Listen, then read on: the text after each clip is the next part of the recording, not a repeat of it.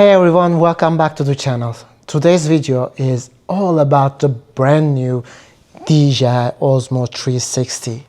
Yep, DJI finally decided to join the 360 camera party, and for the first time ever they've slapped two lenses onto one camera lens so it can literally see everything around you. Kind of like that overly curious neighbor who knows way too much about what's going on. Now, to keep things simple, I've broken this video into three parts. 360 modes, single lens mode, and the software, because let's be real, without software 360 footage is just confusing, and trust me, I'm going to cover a lot here. Here's the plan: unboxing, 360 image quality, selfie mode, single lens mode, time-lapse and hyperlapse, low light performance, microphone test, stabilization, photo quality, software breakdown, and finally the good old pros and cons list. Basically, if you ever wondered, can this camera do that? Well, I probably tested it. In case you don't want to watch full video, I dropped the timestamps in the comments. Click on which topic you are interested. And just so you know, I paid for this camera myself. No sponsorship, no free gear, no mysterious envelope or cash arriving at my doorstep. Everything you will see here is from my own real test while traveling through Turkey and Croatia. And I've tested this camera in 5 different cities.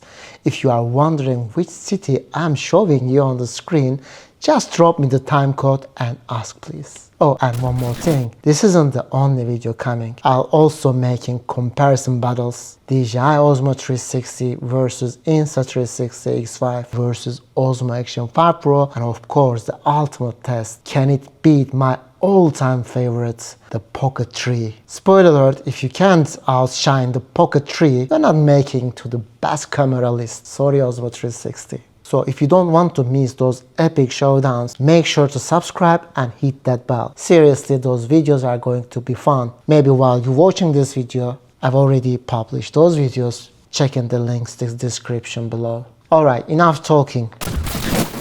I went for the standard combo because honestly, I already have way too many accessories lying around my Insta360 and Action 5 setup. My drawer looks like an action cam Lego set at this point. On the box, DJI kept it classy. One side shows off the camera with a nice glamour shot. Another side has some sample photos to make you think, wow, maybe I'll suddenly become a professional photographer just buying this. And on the back, you get the usual specs and a breakdown of what's inside.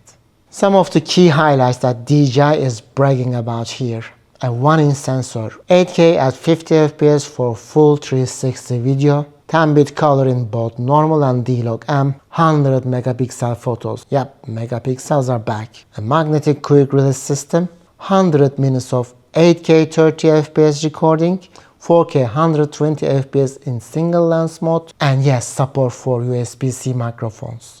Now, inside the standard combo box, here's what you actually get. The camera itself, obviously, a pile of user guides that 99% of us will never read, a little box with some accessories, a rubber lens protector, this is nice touch DJI, a USB-C cable sneakily tucked inside the lens cover, and the 1950 mAh battery, same one used in the Osmo Action 5. So if you got spares, you're in luck. The camera comes in this sleek protective pouch, wrapped in a plastic cover like it's a fresh product inside the pouch pocket. You even get a clean cloth because fingerprints are the mortal enemy of 360 cameras. Here's the quick tour. At the bottom you got a 1/4-inch mount and 4 mysterious little electronic pins. And don't worry, we will get back to those during the course of the video. On one side, a battery door. Opening is a bit of puzzle. You pull this latch sideways, then slide it down. Inside you will find a battery slot and the SD card slot. On the other side, another door. Same latch and slide system hiding the USB-C port. That's where you charge the camera or plug in a mic. On the side, a power button. On the front, two buttons, one for recording and one for switching lenses. For mounting, the Osmo 360 uses DJI's familiar magnetic system from the Action 3, 4 and 5. Sadly, the standard combo doesn't include a mount, but if you already own one of those cameras, you can reuse the same mounts. Personally, my go-to is this Ulanzi mount. It has a 1/4-inch thread, a cold shoe, and it can rotate. Basically, it does everything you need for a magnetic mount. I'll drop the link in the description. Now back to those 4 little pins at the bottom of the camera. They are not just for decoration. These are electrical pins, and they are DJI's way of teasing us with future accessories. Think wireless charging or even selfie sticks that power your camera while recording. I'm calling it now. All future DJI cameras are probably going to have this system, and I'll be definitely investing those systems since I already frustrated dealing with too many cables. Oh, and did I mention the Osmo 360 also comes with 105 GB of internal storage. Actually, it has 128 GB, but the remaining of the storage used by the system. And DJI doesn't really hype this up, but they should, because you can transfer files at up to 400 megabit per second, which is insanely fast compared to even the best SD cards, which usually max out around 40 to 80 megabit per second. Basically, it's like comparing a Tesla to a bicycle. So let's talk about what makes this little guy special. For me, the biggest win with the Osmo 360 is its form factor. It's tiny, super light, and ridiculously easy to carry around. We are talking 183 grams, that's slightly lighter than most 360 cams, and since I'm already deep in the DJI action ecosystem, it feels like home. Same batteries, same magnetic mount system. Basically, DJI made sure I don't have to start my accessory collection from scratch. Now, full disclosure, I'm also heavy Insta360 user. I love their cameras and I already made so many videos, but let's be honest, 360 cameras aren't the easiest to use. The whole idea is shoot first, frame later. But sometimes that framing takes longer than just framing in the first place. 2 wide-angle lenses stitched together in software to give you that full 360 worldview. Everyone has their own reason for using 360 cameras. For me, it's all about getting drone-like shots without, risking my actual drone or getting fines while flying drones. That's why I always carry Insta360's 3-meter extended selfie stick. It's basically my lightsaber. Sure, it's heavier than a regular invisible stick, but why settle for less when you can get those epic floating shots? After years of struggling to carry that giant stick, I finally hacked together a setup that works. A Falcon F38 backpack strap plus Ulanzi's MT14 mini tripod ball head, but any tripod ball head can work. And here's how it works. I mount the ball head to the bottom of the extended stick, attach the F38 plate, and boom, I can lock it onto my backpack strap at an angle that keeps it pointing downwards. When I need it, I just pull it off. When I'm done, I snap it back. Quick and easy. Do I leave the camera attached all the time? Nope. That stick plus camera weight turns into a medieval spear real fast. But until I find a better method, this setup is my lifesaver. So yeah, in this video, get ready for plenty of drone-like shots. Now let's talk about something I don't love. The lenses, they are not replaceable. For an action camera, that's not great. I mean, DJI, you literally design a camera meant to get thrown around and then gave it fragile. Exposed lenses, that's like selling a parachute made out of tissue paper. And I've been there before. I once dropped my Insta360 X3 and first drop, not even second or third. Just one gust of wind in Portugal. And boom, lens cracked. Insta360 wanted a fortune to fix it, so I decided to repair it myself. Managed to swap the lenses, but the image quality was never the same. Exposure mismatch, weird flares, it was heartbreaking. So DJI, if I drop this thing, is it game over? Because in my country, DJI Care doesn't even care. Alright, enough of that, let's dive into 360 modes. I edited everything in the DJI Studio desktop app, exporting at the highest possible quality, which is 160 megabit per second. Why not just use the mobile app? Simple. The quality difference is day and night. Here's a clip exporter from the mobile app, and here's the same one from the desktop studio. The mobile version looks softer, blurrier, and even has noise creeping in, and that's with noise reduction turned on. The desktop exports sharper, cleaner, and just better. I will cover more about this in the software section later. Now for the specs, the DJI Osmo 360 can shoot 8K up to 50 FPS in 10-bit color, in a normal color, or D-Log-M. Yes, the famous log profile is here. If you are into better slow motion, it also does 4K at 100 FPS in 360 mode. On smaller files, you can shoot 6K at 60 FPS, but here's the catch. Those specs are for full 360. When you reframe the footage, the quality drops down depending on how wide your field of view is. 1080p, 2.7K or 4K. Basically, the wider you go, the sharper it looks, but with more distortion. DJI does give you a dewarp option in editing, which crops a bit but makes the image looks more natural. Personally, I prefer that, even it's cropped and quality reduced slightly, but I can't stand distorted warp footage. So yes, on paper 8K sounds amazing, but remember, for 360 cameras 8K is kind of the bare minimum. You need more resolution than the traditional cameras to get the same sharpness after reframing. Hopefully the next generation pushes this even further.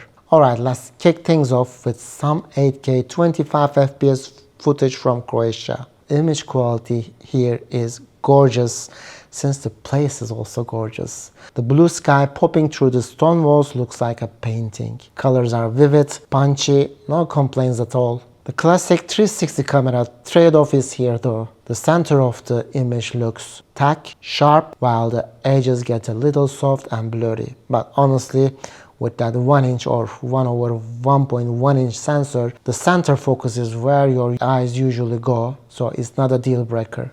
And to be fair, this scene had perfect lighting conditions, so the Osmo 360 had it pretty easy. Now let's take it into the narrower streets where things get trickier, darker, shadows, bright highlights fighting each other. Still very impressive. No visible noise in the dark areas. Smooth adjustment to changing light and dynamic range. That's not perfect, but close enough to keep me happy. Overall, really solid results in 8K 25 FPS. But here's the big question. DJI's main selling point over Insta360 is that headline 8K 50 FPS mode. And honestly, that's the reason I bought this camera. I love shooting at 50 or 60 FPS, so I can slow things down in post. So is it worth it? Let's find out. And now we are moving to the beautiful boardroom, which is located at the Aegean coast of Turkey.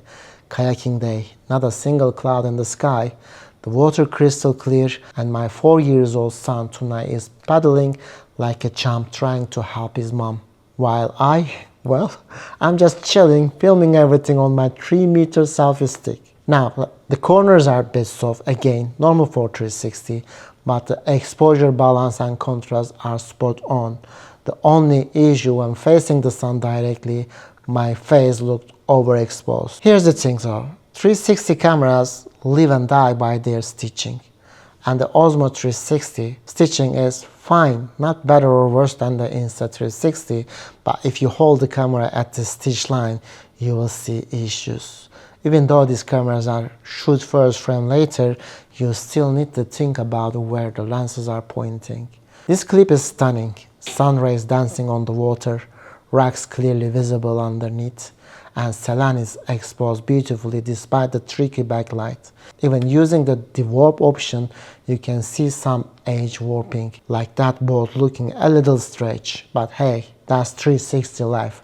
To me, the footage still looks amazing. Here's a color showcase. The flowers are super vibrant, the sunset is golden, and Selan looks great until the sun directly hits her face.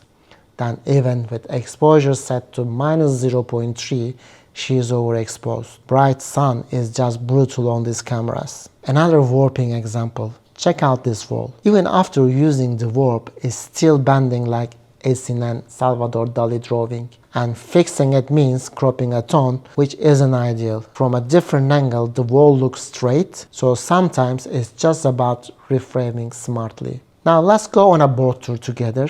If you are in Split or Hvar, Croatia, a boat trip is a must, and trust me, a 360 camera is your best friend out there. Spin the angle however you want and the exposure stays consistent until you catch the stitching line, of course. At this point, no need for me to keep talking. Let's just enjoy the view. Now, about exporting. Both the mobile and the desktop apps lets you take 25 or 50 FPS footage and export it at 60 FPS. Sounds good, right? Except, no. The footage comes out choppy, not smooth, even with AI frame interpolation. Honestly, I don't know why DJI added this option if it doesn't work properly. My advice, don't bother with it. If you want smooth 60 FPS, just shoot in 60 FPS natively. The quality holds up until it looks way better than the fake 60 FPS export. Let's put stabilization to the test. Time for some quad biking. This thing shakes like crazy on sand and rocky roads, but the Osmo 360 handles it like a champ. On even ground, it's buttery smooth, and even on speed bumps, stabilization stays rock solid. The only catch, with fast moving vehicles, you will notice tires look frozen, almost like they are not moving at all. That's because there is almost no motion blur without ND filters. And guess what? No ND filter options exist for this camera yet. Still, the footage looks great overall, even mounted on a quad or motorbike. DJI Osmo 360 can shoot 4K at 100 FPS, crashing waves, fast moving objects, or when you just want that dreamy cinematic slow-mo to make things feel a little more romantic. Personally, whenever I see big dramatic waves, I can't resist hitting the slow motion button. The catch, since the footage drops down to 4K before reframing, the end result can look closer to 720p once you crop in. A little soft, especially on faces. For example, in this clip, Selen's face turns into a blur when you zoom in. You can tell it's her, but not much more than that. And here's another example. The slow motion looks beautiful on the waves. Every group of ripple is crystal clear, but again, zoom into my face and it's soft, almost like I smeared Vaseline on the lenses. That's why I would say only use 4K 100 FPS if your goal is truly cinematic slow motion. Otherwise, 8K 50 FPS is a sweet spot. You still get smooth motion and great image quality, plus you can slow it down a bit in post. Now let's talk about selfie view. Like Insta360 cameras, the Osmo 360 has a selfie view mode that automatically keeps you in the frame. It records in 4K 60 FPS and tracks you whether you are in front of the camera, behind it, or spinning around. No reframing needed. So if you're lazy like me sometimes and don't feel like manually editing every single clip, this feature is a lifesaver. Just set it to selfie view, start walking, and the camera does the reframing for you. And honestly, 4K 60 FPS selfie mode is such a nice touch. Now let's talk about the low light performance, where cameras usually start sweating. DJI advertises these lenses as having a 1-inch sensor, or 1/1.1. And by the way, they have very complicated definition of this sensor. I never heard this. It's a basic square sensor. They claim that it covers most of the lenses, so you benefit more. But is it true 1-inch sensor? I doubt it. However, let's believe it, okay? And honestly, I don't care what the ruler says. I care about the results. The Osmo 360 has a special super night mode powered by AI. It cranks the ISO, applies noise reduction, and cleans up pixels with software magic. Sounds great in theory, but how does it look in practice? Let's see. This is just after sunset. Shop lighting up and no super night mode yet. Just plain native 8K 25 FPS. And wow, impressive. Clear, bright, no visible noise. When we zoom in, it gets a bit softer but still very usable. Stabilization works flawlessly even as Selen walks into a darker tunnel. Now, Back to Istanbul during golden hour. No issues here either.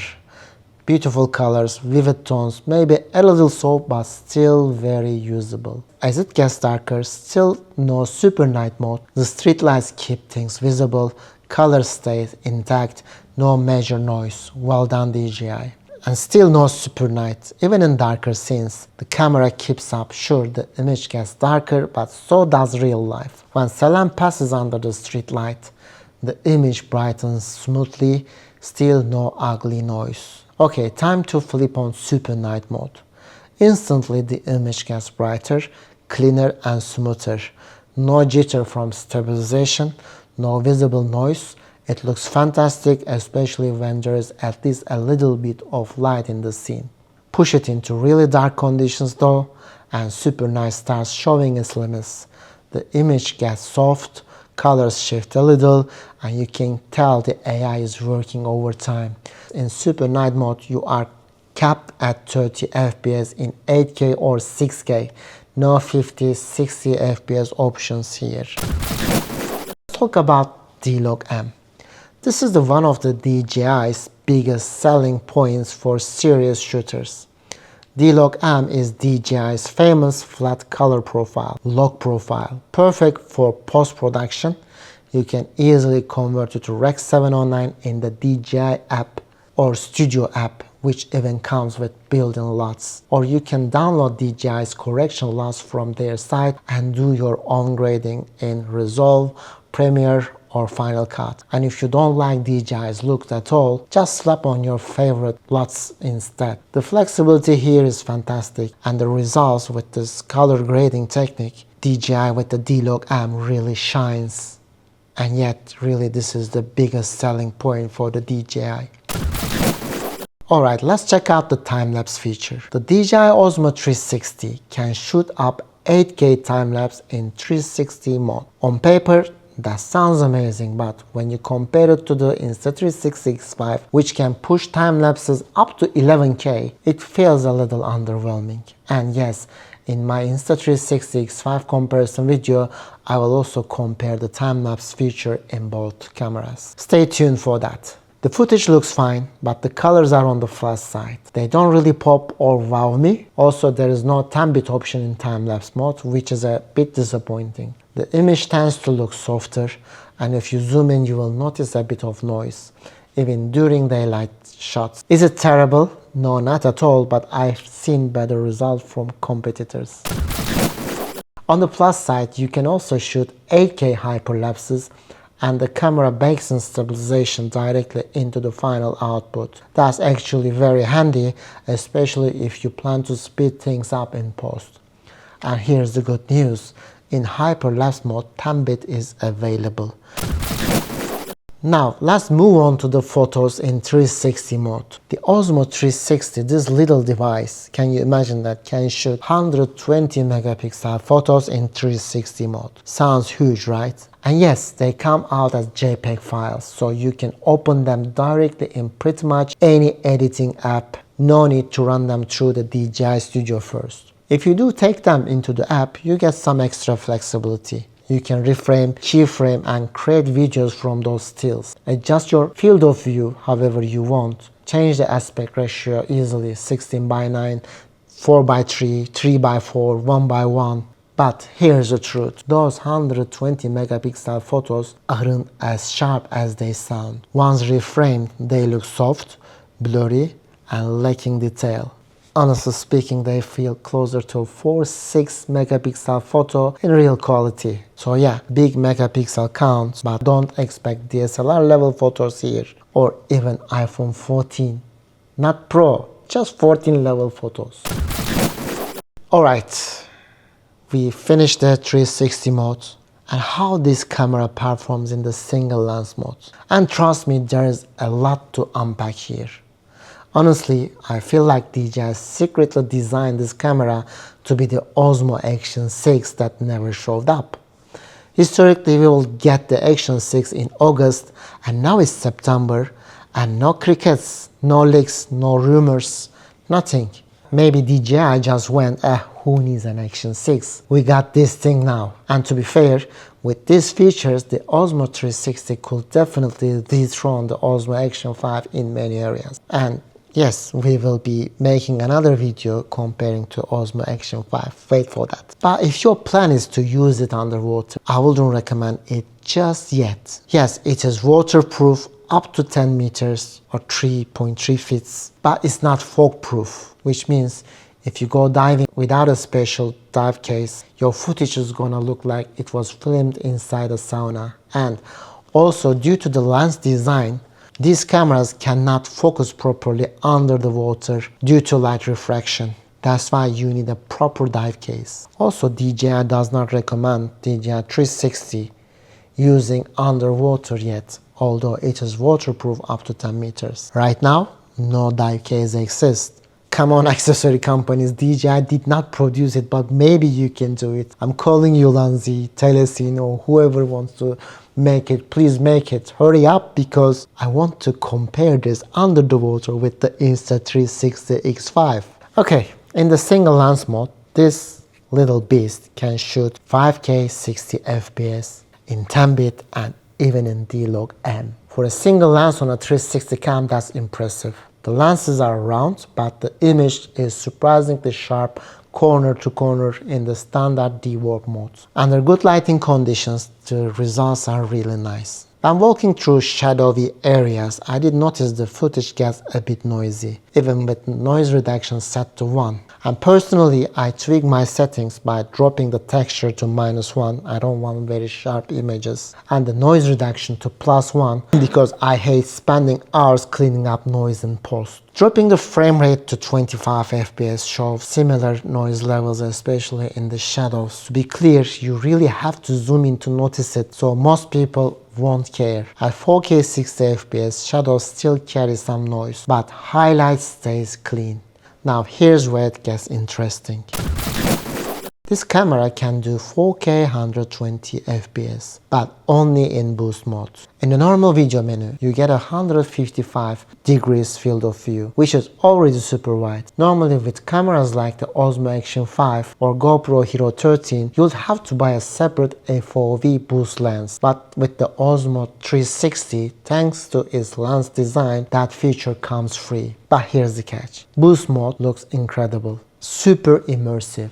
It also comes with distortion, like a lot. If you're into cinematic vibes like me, you will probably want to use the dewarp option most of the time, and it's not available in the boost mode. Still, the image quality in boost mode is insanely good. No noise, super sharp, and colors really pop, especially during golden hour. In this mode, it can shoot 170 degrees field of view. Perfect for POV shots where you want to show what you are doing, and yes, even show your hands. And of course, boost mode is the only way to unlock that sweet 120 FPS buttery slow motion. In single lens mode, this camera has horizon steady at 4K 60 FPS. And I'm not talking about horizon balancing, which balances it like 45 degrees, but no, it has a full horizon steady for 360 degrees. That means even if you rotate the camera a full 360, your horizon stays locked. It's basically witchcraft, but I'm here for it. However, it crops the image even further. Now here's the part that makes me scratch my head. This camera uses a square sensor, so I thought great, perfect for shooting vertical content, shorts, reels, TikToks, no problem. But no native vertical mode. If you want vertical video, you have to literally rotate the camera. And why DJI? If Insta360 X5 can do it, you can too. And if you have a square sensor, and why you can't do this, or why you don't give it to us? I'm hoping a firmware update has proper 9x60 mode. Until then, DJI, don't make me rotate my whole rig just to shoot TikTok. Alright, let's talk about low light in single lens mode. And yeah, this part hurts a little. As of today, September 10th, there is no super night mode in single lens. Maybe DJI will add a dedicated night mode later with a firmware update, but for now, nada. And here's the thing, while Osmo 360 actually shines in low light when using 360 mode. Even without using a super night mode, it's a native shooting mode. It's a completely different story in the single lens mode. To be blunt, the image looks bad. Like really bad. Super soft, like someone smeared Vaseline on the lens. Grain everywhere, basically unusable. And here's the kicker. On the preview screen, it looks totally fine. Sharp, clean, totally usable. But the moment you hit the record, boom, blurry mess. It honestly feels more like a firmware bug than a hardware limitation. So fingers crossed DJI can fix this. When I switch over to boost mode, things get much better. The footage looks brighter, cleaner, and actually usable. Look at this comparison of the same scene. Boost mode, clean, bright, not bad at all. Normal video mode, blurry, grainy, and still too soft. That said, even in both modes, I noticed the colors aren't accurate. They shift toward a weird greenish tint, which isn't ideal. Now let's talk photos. And yes, we already talked about it, but now in the single lens mode we want to talk. And oh boy, yes, it can shoot 30 megapixel photos in single lens mode. But that's with an ultra wide field of view. If you want to dewarp to a standard look, it drops to just 12 megapixel. And honestly, the results are pretty disappointing. Photos look noisy, soft, and more like 4-6 megapixel quality like we tested in the 360 modes. Even a phone that's 3-5 years old will take better photos. As a photographer myself, I can confidently say I will never use this camera for photos again. So if your main goal is photography, this camera just isn't the right tool. This is perfect for video. Alright, let's talk about the microphone. And honestly, this part surprised me in a good way. Now this is the audio test with Osmo 360. Instead of talking to you, I will try to make a vlog about the sustainability. I'm in Istanbul and this is the Eminönü, the most popular touristic area. I'm speaking to the DJI Osmo 360 with its internal microphone. I would like to show you the guy behind me is collecting the garbage, and this garbage, whatever he finds, like cartoons, like plastic bottles, or whatever you think they can convert it, they are collecting it and they are selling it. And here the sustainability is very voluntarily and people earns money from this job. The built-in mics are really solid. They focus nicely on your voice, even in super windy conditions. And the best part, the wind reduction actually sounds natural. No weird robotic Darth Vader trying to whisper effect that some cameras gives you. On top of that, DJI gives you plenty of options if you want to step things up. You can connect DJI Mic 2, Mic Mini or Mic 3. And yes, you can connect 2 of them at once. And yes, finally you can use any of your Bluetooth headsets, AirPods or any Bluetooth device via the DJI Osmo 360. For me, those Bluetooth headsets, unfortunately, they don't sound good. But it is still an option. If you have only AirPod and you want to use it with the Osmo 360, now it is possible. Or if you have already got a favorite USB-C mic, just plug it in. The Osmo 360 will happily work with it. So if audio quality is top priority for you, this camera isn't just about visuals, it actually gives you a lot of flexibility on the sound size too. 25 centigrade degrees or 77 Fahrenheit room temperature. Shooting 8K 50 FPS in a high beat settings, DJI Osmo 360 lasted 14 minutes and 35 seconds before throwing up the dreaded overheating warning and shutting down. And yeah, the thing was boiling, like don't touch me with bare hands hot.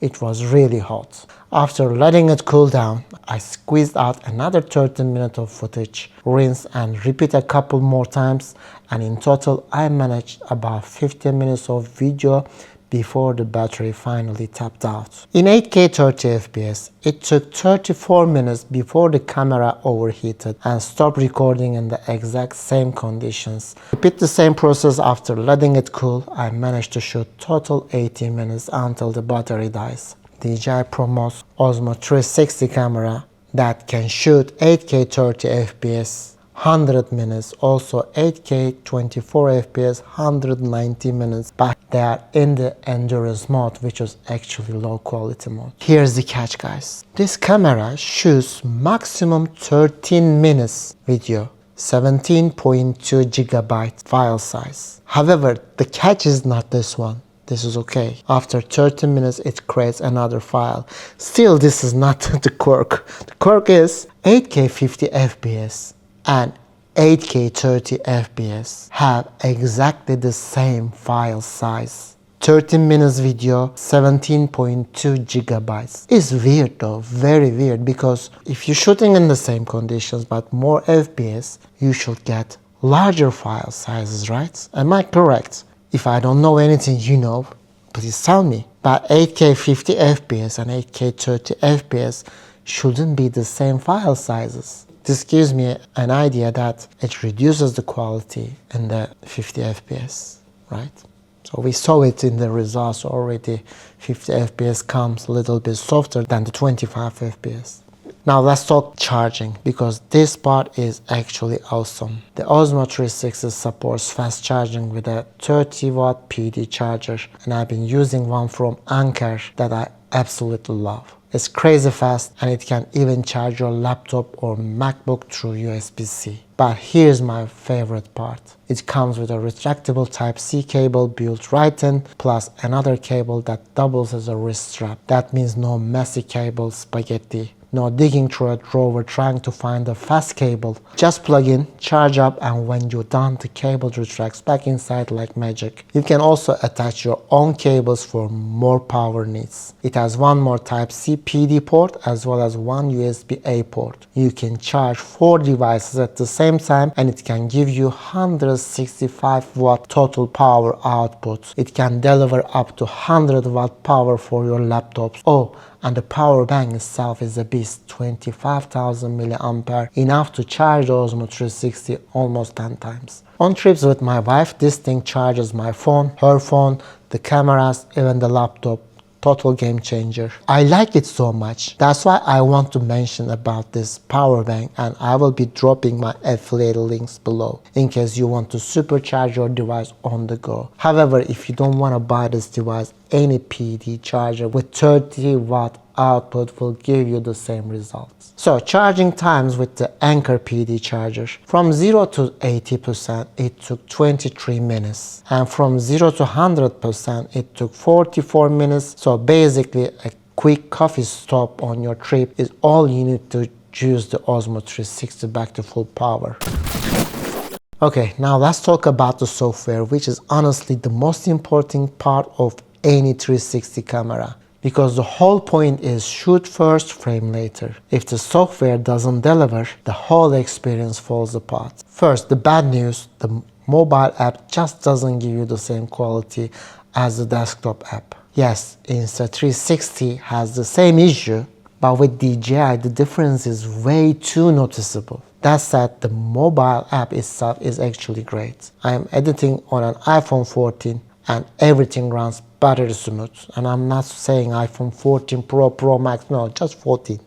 Tracking works perfectly, just like Insta360's app, but simpler and more user-friendly. For quick edits, I really enjoyed using it, but after editing about 100 videos, I realized the image quality just wasn't cutting it, so I re-editing everything again in the DJI Studio desktop app. And that's where a new set of headaches began. Problem 1. Missing features. I've seen other YouTubers show off features like tracking DJI Studio, but on Windows, we still don't have it. No automatic tracking for me. I had to manually track every single frame. Same goes for the speed controls. Available on Mac, but not on Windows or the mobile app. Maybe by the time you watch this, an update will fix it, but as of today, still missing. And the video I watched, Mac users can use the tracking and speed feature, it was a month ago. And problem 2, playback performance even in proxy mode. So these files are heavy, 8K 50 FPS, you can't easily play it on your laptop, right? So it uses the proxies which is the actual LRF files in the SD cards, are the proxy. And the playback is choppy, and the preview looks like 320p potato quality. Editing should be smooth in proxy, but nope, still laggy. The irony, I can edit 6.3K Fujifilm open-gate footage on the same laptop without any issue. The app needs optimization. And yes, I'm sure Mac M series users are out there having the time of their lives. And problem 3, file management. File names sometimes show up in Chinese, sometimes not. I don't know when to show it in Chinese or not. And I can't rename them directly in the project. I have to go back to home screen first, then I can rename. But on top of that, the project names have random numbers that don't seem to mean anything. And searching for clips, forget it. No way to sort by shooting mode, FPS, or features like Super Night. If you are working with lots of files, navigation is a nightmare. So yeah, the software experience is rough right now. I'm sure DJI will fix many of these issues, but until then, I'm honestly sticking to my Insta360 X5 workflow for serious projects. And let's summarize the pros and cons. Pros of this camera is it shares the same ecosystem in the Osmo Action series.